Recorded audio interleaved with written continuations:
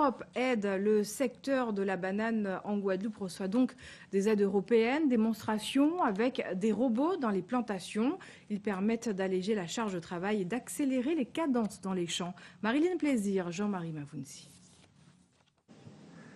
Une forêt de mauvaises herbes entre les rangées de bananiers, c'est le cauchemar des planteurs.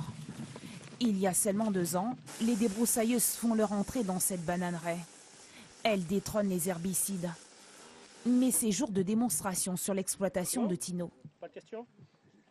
Sur cette parcelle fraîchement plantée, un engin agricole pas tout à fait comme les autres. Commandé à distance, ce broyeur peut débroussailler 1 hectare en moins de 4 heures.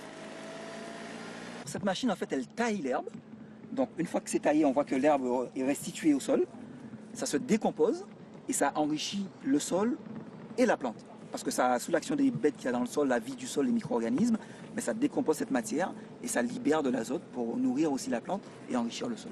Coût de l'investissement pour les producteurs de Guadeloupe, 50 000 € financés quasiment à 3/4 par les fonds européens.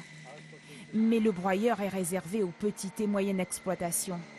Alors avec ses 40 hectares plantés en bananes, Tino n'y a pas droit. Mais contre les mauvaises herbes, il a été le premier, il y a 13 ans, à adopter le semoir, lui aussi financé par les fonds européens.